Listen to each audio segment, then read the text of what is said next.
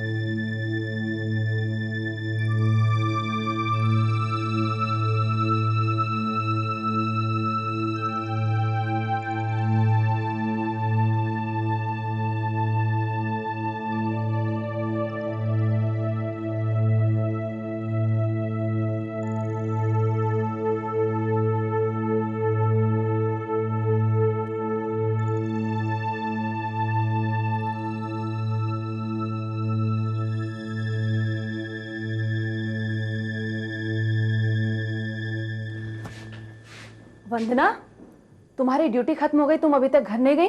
बस जा ही रही थी। वो एक पेशेंट को ज़्यादा घबराहट हो रही थी, उसको सुलाने में थोड़ा टाइम लग गया। तुम हर पेशेंट का इतना ख्याल रखती हो, थक नहीं जाती? इसमें थकना कैसा, ये सब करके मुझे बहुत अच्छा लगता है। एक अजीब सा सुकून मिलता है। तुम भी मदर टेरेसा जैसी हो।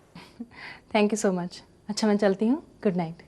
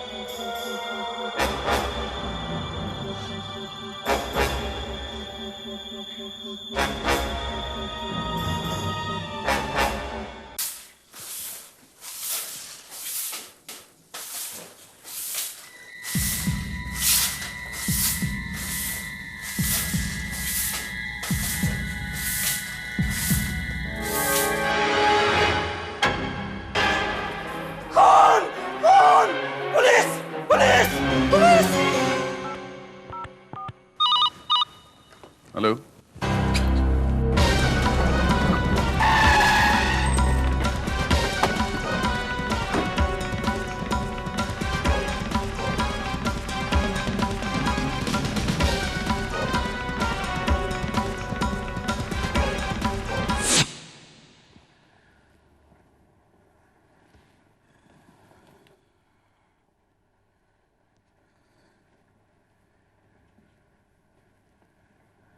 ये ऑपरेशन वगैरह के लिए यूज किया जाता है ना? जी हाँ। NH लिखा है इस पे, NH। जी हाँ। नेशनल हॉस्पिटल इसी हॉस्पिटल का है। जी बिल्कुल। आपको किसी पे कोई शक? शक नहीं इंस्पेक्टर, कोई शक नहीं। इनकी किसी के साथ किसी तरह की कोई दुश्मनी, कोई टकराव, hassles? Not in my knowledge. Inspector साहब, जी। रात को एक पेशेंट ने करीब 3 बजे बाहर कॉरिडोर में किसी को देखा था। किसे देखा? वो तो उसको भी नहीं मालूम, कह रहा था कि किसी औरत की शैडो है। औरत की शैडो? सर, चाकू पर कोई फिंगरप्रिंट नहीं। लाश को पोस्टमार्टम के लिए भेज दो। किस पेशेंट की बात कर रही हैं आप? वार्ड नंबर 6 में एक पेशेंट है, मुरली व्यास। तो आप हैं मुरली व्यास? जी। कल रात 3 बजे के आसपास कॉरिडोर में आपने किसी औरत को देखा? जी हाँ। कौन थी वो? जी ठीक से मालूम नहीं, असल में मैंने एक परछाई सी देखी थी। मैं तो मालूम भी कर लेता कि वो कौन थी कि तभी वो खड़ूस रूबी मैडम आ गई और मुझे डांट कर बेड पर वापस भेज दिया। सर, मुझे लगता है जो रूबी नर्स है ना, उसी ने वंदना का मर्डर किया है। ऐसा क्यों लगता है तुम्हें? वो जो रूबी नर्स है ना, वो वंदना से बहुत जलती थी, क्योंकि पूरा अस्पताल वंदना नर्स को पसंद करता था और रूबी नर्स को कोई नहीं चाहता था, कोई पसंद नहीं करता था। तो इस अस्पताल के बारे में आप इतना कुछ कैसे जानते हैं? हाँ, मालूम है मुझे। कैसे? वैसे ही मालूम है सर। इनको तो नहीं मालूम है, आपको मालूम है? जी नहीं। आपको? आप ही को मालूम है? कैसे? वो सर, मैं ठीक से बताओ कैसे? सर वो क्या है ना, मैं यहाँ बेड पर लेटे लेटे बहुत बोर हो जाता था, तो मैं ऐसे ही टहलने निकल जाता था अस्पताल नापने। तो सब मरीजों से बात करता था, सब अपने दोस्त हैं, तो वो एक एक करके मुझे सब बताते थे कि कहाँ पे क्या हो रहा है, तो ऐसे ही पता है बस। अच्छा अच्छा। इसलिए तुम्हें लगता है ये मर्डर रूबी नर्स ने किया होगा? हाँ हाँ सर, अब आप ही सोचिए सर, रात को 3 बजे वो वहाँ क्या कॉरिडोर में क्या कर रही थी? आप लोगों में से किसी ने किसी औरत को देखा 3 बजे रात के आसपास?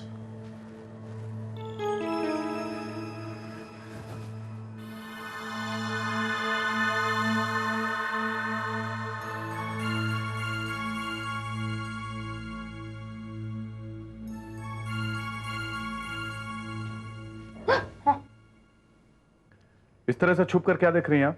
कुछ नहीं, I am sorry. Excuse me ma'am, मैंने पूछा इस तरह से छुप कर आप यहाँ क्या देख रही थी? जी कुछ नहीं, मैं तो आपसे ये पूछने वाली थी कि अगर आपका टाइम खत्म हो गया हो तो मैं दवाई लाकर मरीजों को दे दूं। नो, लगता है आप कुछ और कहना चाहती हैं। हाँ इंस्पेक्टर साहब, बात दरअसल ये है कि क्या? एक्चुअली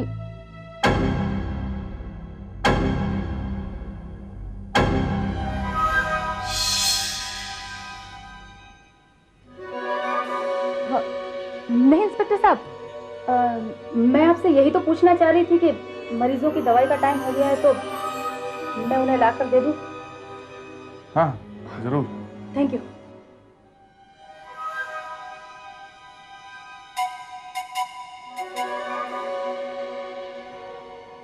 कुछ पता चला इंस्पेक्टर? नहीं डॉक्टर, अभी तक तो कुछ पता नहीं चल पाया है। क्या आपने वंदना के फैमिली को इन्फॉर्म कर दिया? किसे करता भाई, उसका कोई रिश्तेदार है ही नहीं। She had no family. अच्छी, कहाँ रहती थी वो? यहीं पीछे स्टाफ क्वार्टर्स में।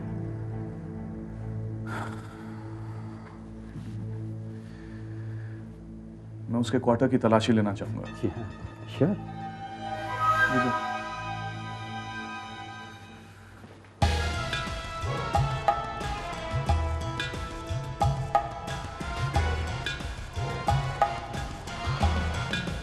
कुछ मिला?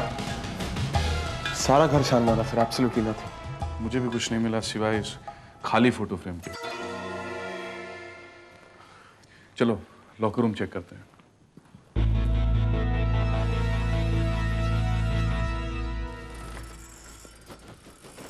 लॉकर तो खाली है। Shit. कल रात जो स्टाफ नाइट ड्यूटी पे थे, हमें उनसे पूछताछ करनी होगी। Let's go.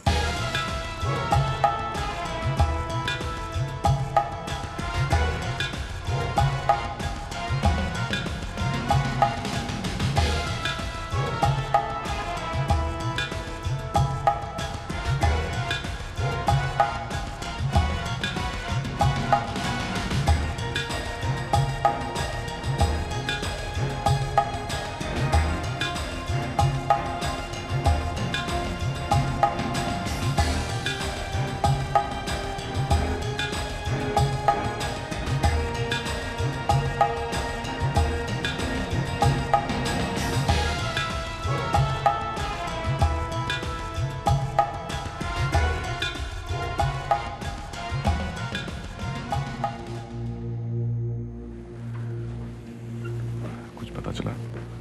कुछ भी नहीं। Okay. Let's wait for the postmortem report to come.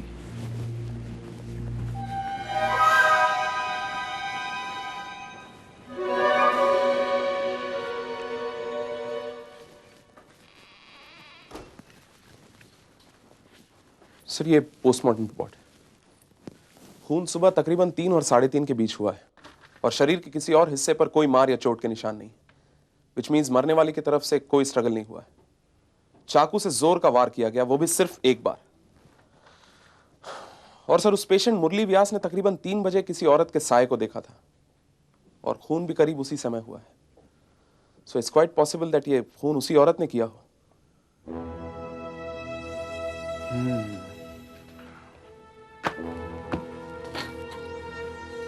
चाकू से एक ही वार हुआ है, वो भी बहुत फोर्स के साथ। इसका मतलब यह हुआ कि कातिल फिजिकली स्ट्रांग है। गौर करने लायक बातें यह हैं कि कातिल चाकू चलाने में बहुत एक्सपर्ट रहा होगा क्योंकि उसने वार बिल्कुल सही जगह पे किया। सेकेंडली, उसने ग्लव्स का इस्तेमाल किया है ताकि हमें कोई फिंगरप्रिंट्स नहीं मिले। और सबसे इंपॉर्टेंट बात यह है कि वो चाकू उसी नेशनल हॉस्पिटल का है। इसका मतलब यह हुआ कि वो कातिल भी नेशनल हॉस्पिटल का ही है। Arjun Raina from crime squad. मैं रोहिणी बोल रही हूँ नेशनल हॉस्पिटल से। हाँ बोलिए। मुझे वंदना मर्डर केस के बारे में आपसे कुछ बात करनी है। हाँ क्या? नहीं नहीं इंस्पेक्टर, फ़ोन पर नहीं। आप मेरे ड्यूटी आवर्स ख़त्म होने के बाद मुझे मेरे घर पर आकर मिलिए। इंस्पेक्टर साहब, मैं आपको कुछ दिखाना भी चाहती हूँ। मेरा पता है स्टाफ क्वार्टर, रूम नंबर 12। मैं रात को ठीक 8 बजे आपका इंतज़ार करूँगी। अरे रोहिणी, हाँ तुम यहाँ फोन पे लगी हो? हमें एक इमरजेंसी ऑपरेशन करना है। चलो जल्दी चलो। हाँ यस सर। हेलो हाँ मैं फ़ोन रखती हूँ। हेलो।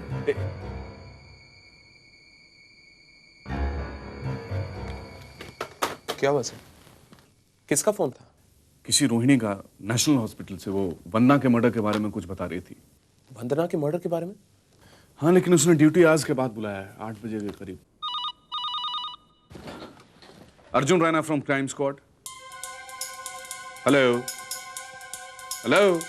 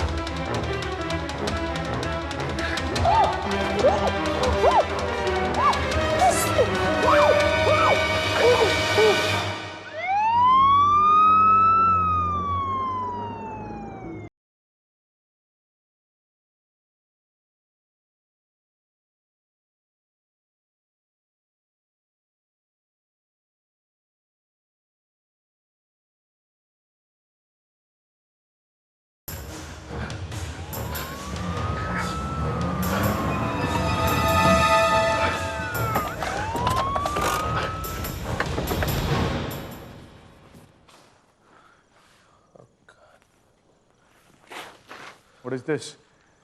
मैम, कोई है घर पे? Something wrong, sir. I know. घर पे कोई है?